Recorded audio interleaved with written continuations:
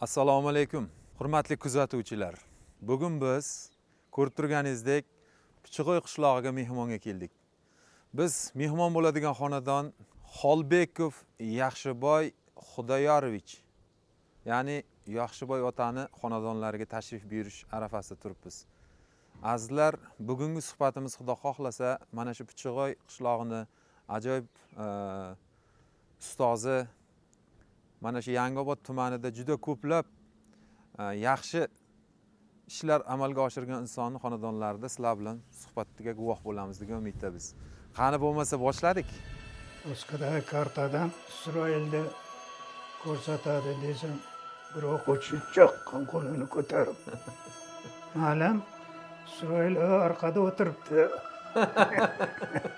deganlar.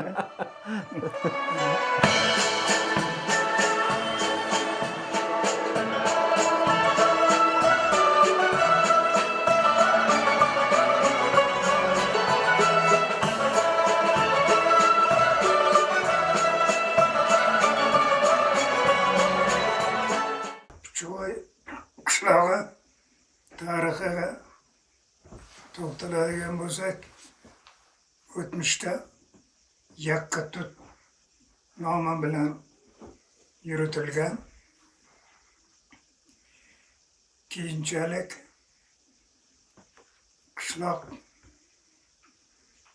aholisi chorva mollari uchun yaylov qidirib Shahriston podshohligidan yer so'rab olgan va u yerga ko'chib bora boshladi. Uzoq yillar u yerda yashab, chorva mollarini ko'paytirib, shuningdek dehqonchilik bilan ham shug'ullangan. Qishloq aholisi mana shu yillar davomida farzandlarini o'qitishda jiddiy muammo kelib chiqqanligi uchun qaytib ko'chib kelishga majbur bo'lganlar. Demak, hozirgacha ota bobolarni o'sha Shahristondagi nimada, o'sha ko'chib borilgan joyda qabrlar bor, sizlar ziyoratga borib turasizlar. Hozirgi kunda Xo'jaydi ota deb yuritiladi. Bu yerga qavmi qarindoshlar dafn etilgan. Qishloq xalqi qarindoshlari o'sha Xo'jaydi ota qabrini ziyorat qilishga borib turadi. Assalomu alaykum. Yaxshiboy bobo. Mana biz shunaqa loyiha ustida ishlayapmiz hozir. Ustozlarni holidan xabar olib, ustozlarni o'sha mehnat faoliyatlari, ularni bosib o'tgan yo'llari, ularni qilib o'tgan ishlari, shular bo'yicha ustozlardan ko'p suhbatlar uyushtirdik. Mana Xudo nasib qilib siz bilan ham bugun uchrashishni nasib qilgan ekan. Sizdan ham o'sha o'ylaymanki, o'sha ko'p yillik mehnat faoliyatingiz haqida juda bir ibratli, kerakli ma'lumotlar olamiz degan umidda biz. Demak, sizga beradigan birinchi savolimiz o'zingizni o'sha bolalikdan to bugungacha bo'lgan hayot yo'lingizdan bizga qisqacha bir ma'lumotlar bersangiz. Marhamat. Men 1945-yilda tavallud topganman. Balanchaqirdagi 1-sonli internat maktabda o'qiganman. Va shu maktabda 1964-yilda 11-sinfni tamomlab, shu yili Nizomiy nomli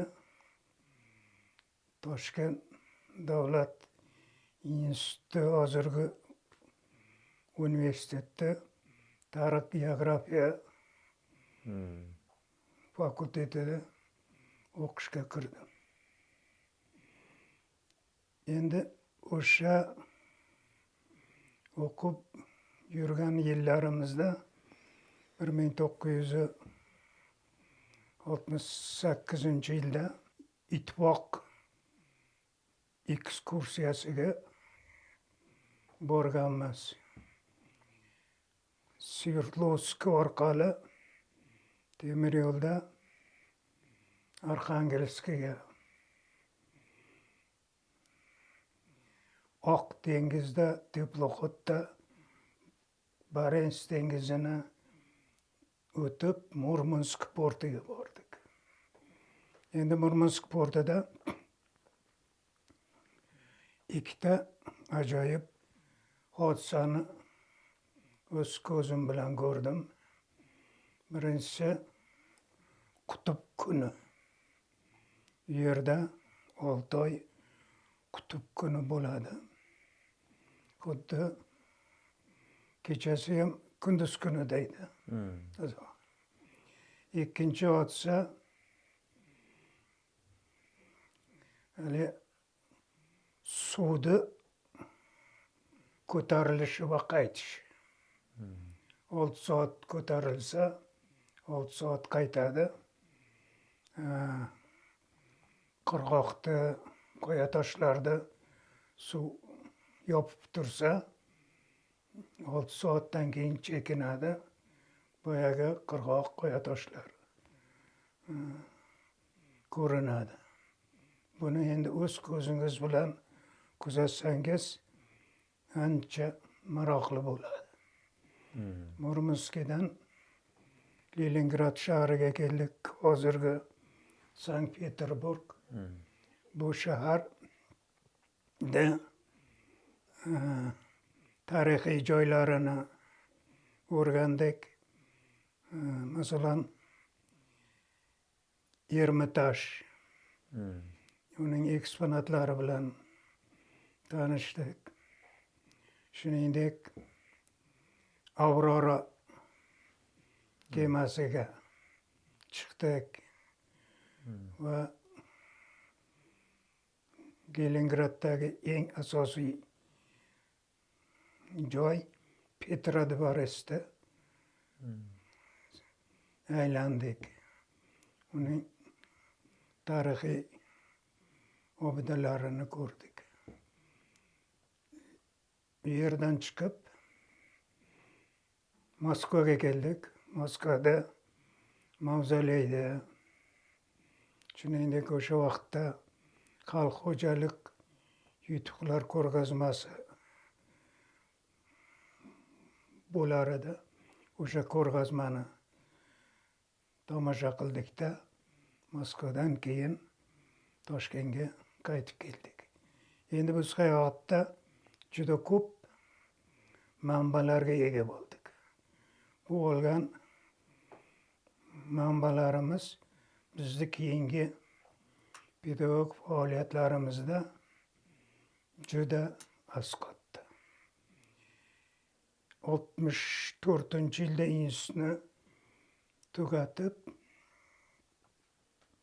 shu hozirgi 12-maktabga o'qituvchilik vazifasiga tayinlandim.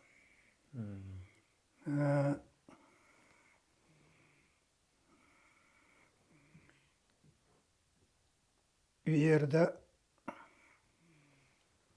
pedagog faoliyatimni boshlagandan keyin harbiy xizmatdan qaytib kelgandan keyin oilali bo'ldim. Hozirgi kunda ikkita o'g'il, ikkita farzandni tarbiyalab voyaga yetkazdim. Endi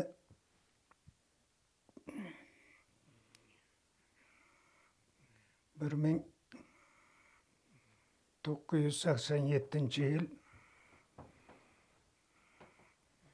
boshqa vazifaga ishga o'tdim. Shu bilan pedagog faoliyatimni to'xtatmay, uni ham davom ettirdim. O'qib ishlab yurgan yillarimizda fanlar olimpiadasiga juda katta e'tibor berdim. Biologiyadan, geografiyadan respublika olimpiadalariga juda ko'plab o'quvchilarni. Sirdaryo viloyati biologiya predmeti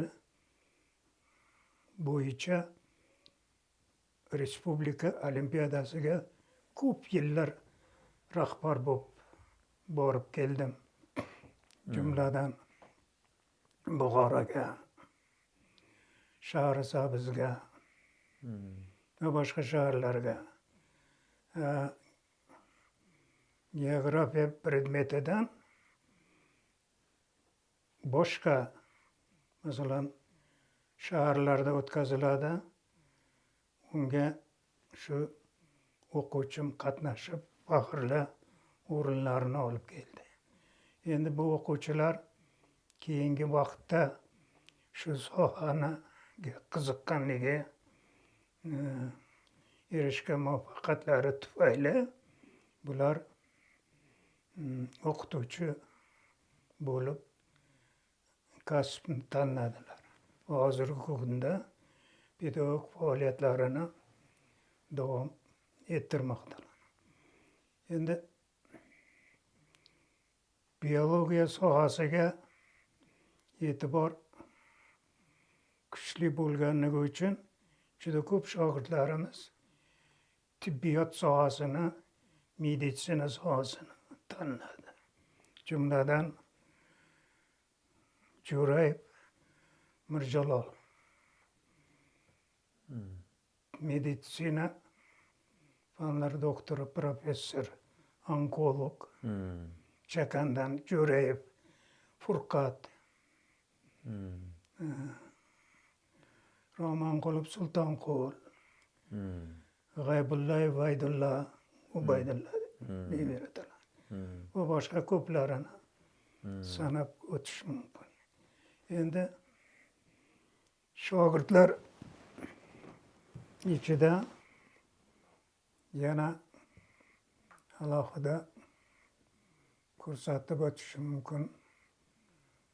Ashurmatov Oybek juda ko'p rahbar lavozimlarda mehnat faoliyatini olib bordi va shogird sifatida vaqt topib meni mana shu tarixiy sanalarda ustoz va murabbiylar kunida mana shunday qizg'in, samimiy tabrik yo'llardi. Normatov O'ktam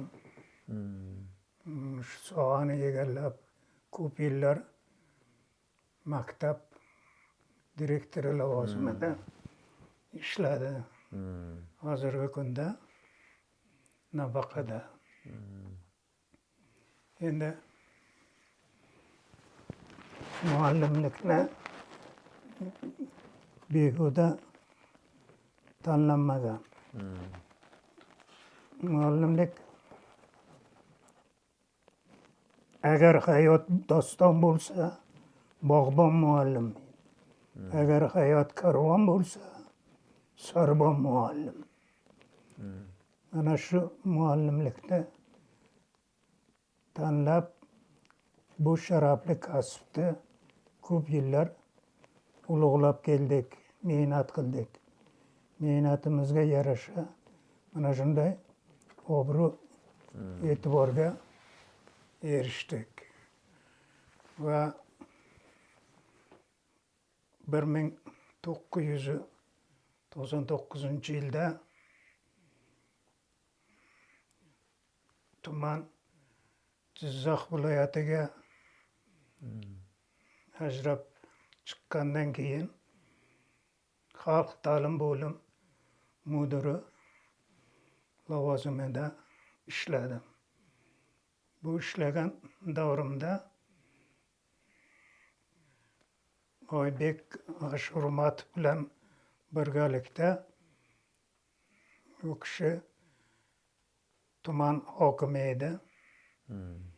Maktablarni moddiy texnik bazasini rivojlantirishga alohida e'tibor qaratildi.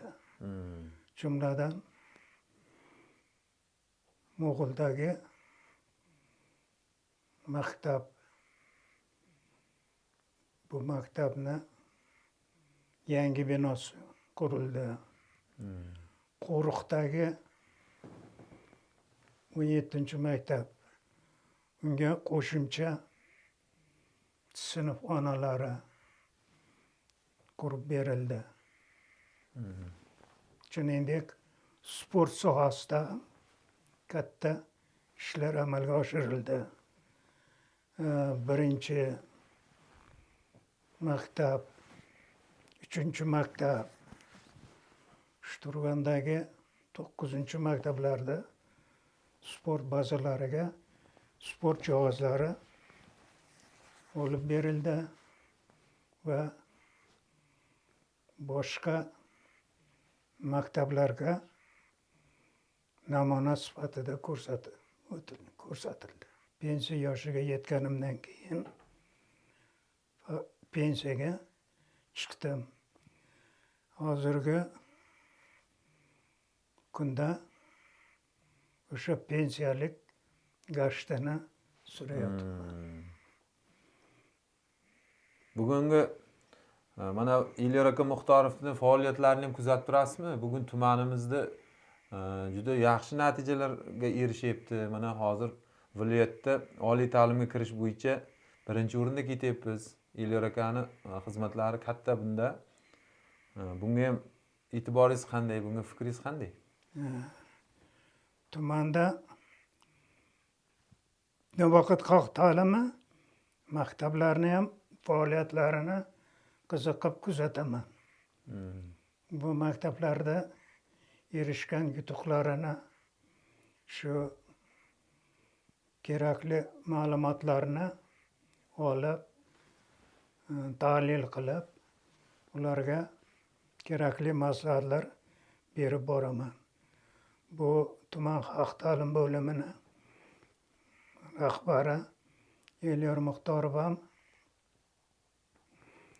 shogirdlarimdan biri, maktab direktori lavozimida ishladi. Keyin oxirgi vaqtda xalq ta'lim bo'limi mudiri lavozimida ishladi. Juda qattiqqo'l, prinsipial kadr bo'lib hisoblanadi. Tuman o'quvchilarini erishgan yutuqlaridan har yili xabardorman. Qaysi maktab qancha o'quvchilari qancha oliy o'quv yurtiga kirishdi, erishgan muvaffaqiyatlarini bilaman. Tumanning juda ko'p tadbirlarida taklif qilishadi, borib qatnashib o'z fikrlarim bilan o'rtoqlashaman. Qiziqarli voqealardan bir eslasak. Qiziq. Bo'ladi-ku endi hayotda baribir. Nima deydi bu? Hayotda endi ta'limga taalluqli bunday qiziqarli voqealar shu maktablarda dars berib yurganlarim vaqtida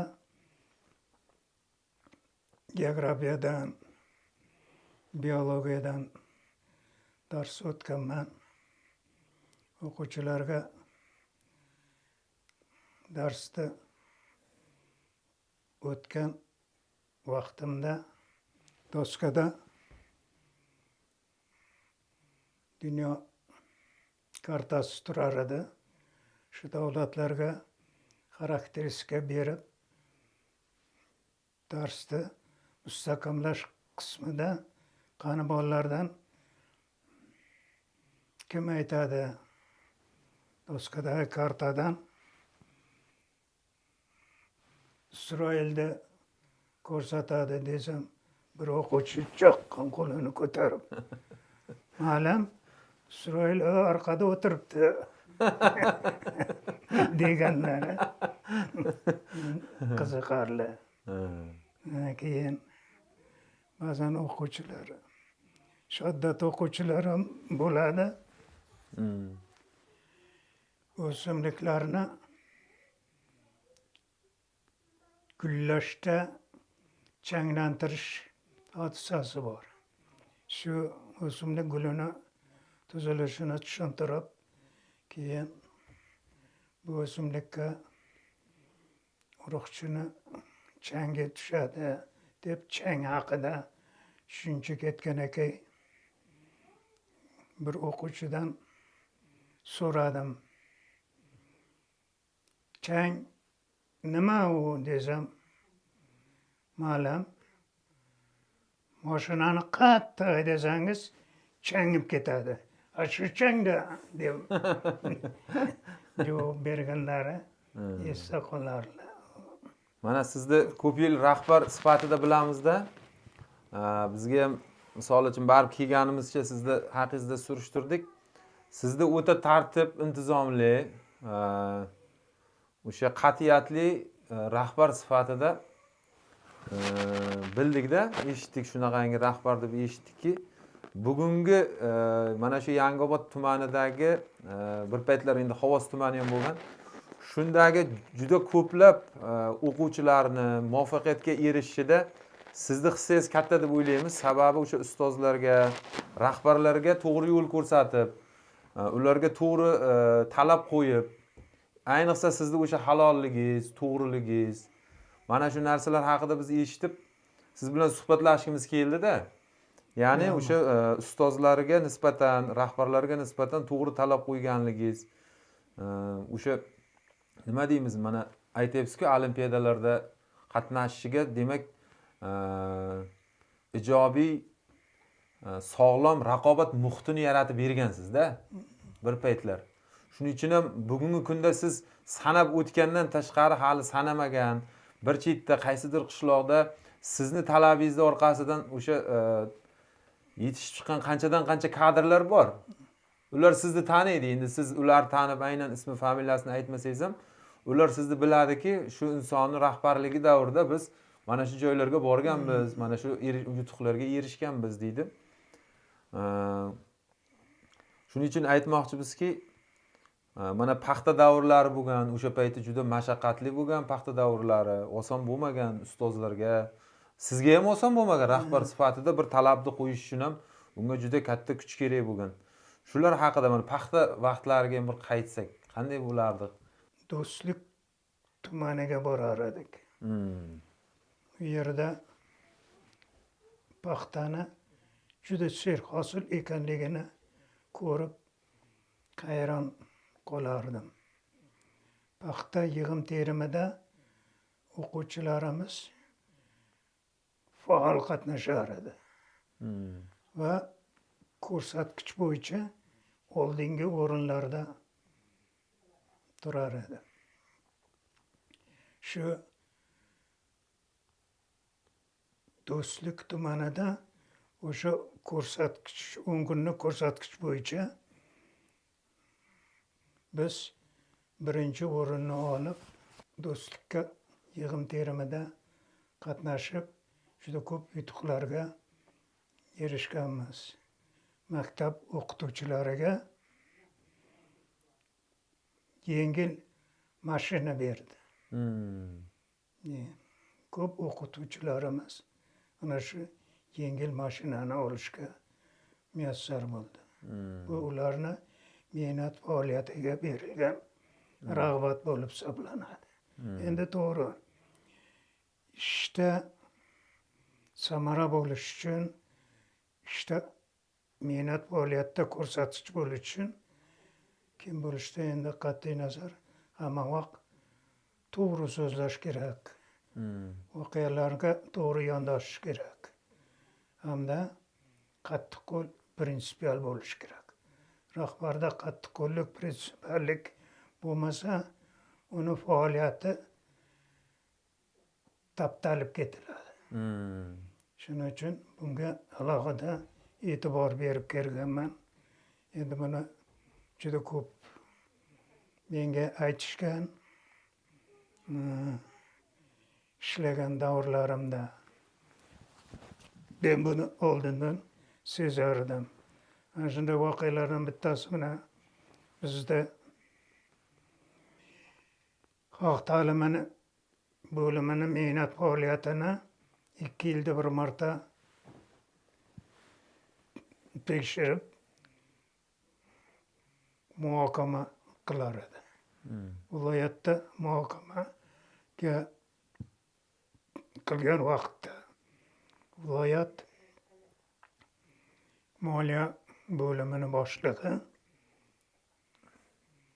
shunday ma'lumotnomani o'qib, sizda so'radik, surishtirdik, o'rgandik.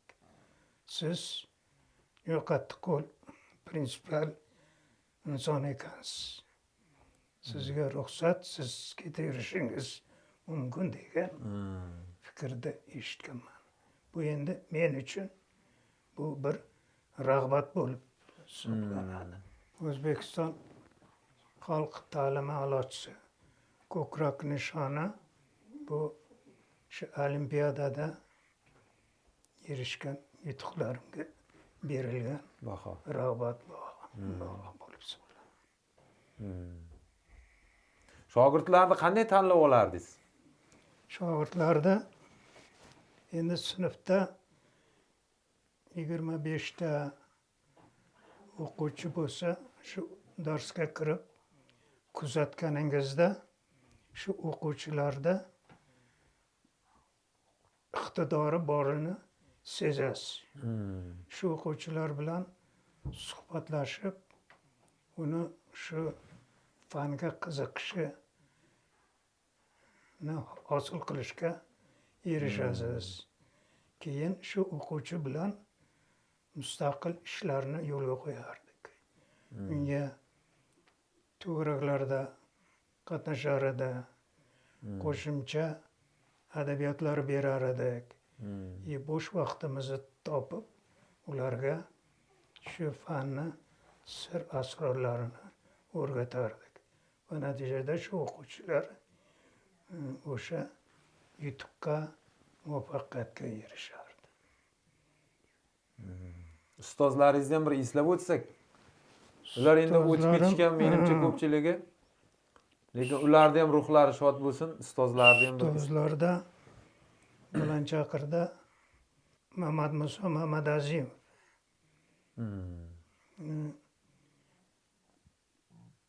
matematikadan, fizikadan dars berar edi. Maktab direktori Imomnazar aka Sultonnazarov geometriyadan dars berar edi. Abdug'afforov Narzullo ximiyadan dars berar edilar. Shuningdek, Mansurov Suvonqul ona tili adabiyotdan dars bergan. Endi bu ustozlar hozirgi kunda oramizda yo'q, lekin chuqur bilimlarni o'shalardan olganmiz. Fanga qiziqishni yo'naltirganim, eng katta yutuqlarim, ibratli ishlarim der aytishim mumkin. So'rashar edi. Bu o'quvchilar qanday bunday yutuqqa erishdi? Albatta shu yutuqqa, muvaffaqiyatga erishishda ularni o'z bag'ringga olib, xuddi farzandingdek tarbiyalashing kerak. Mana ko'ryapsiz, bugun biz Pichig'oy qishlog'ida ustozlarni ziyoratiga keldik. Yana qayerga tashrif buyurishimizni, qaysi ustozdan xabar olishimizni, aynan sizni ustozingizdan xabar olishimizni xohlaysiz. Kommentariyalarda yozib qoldiring.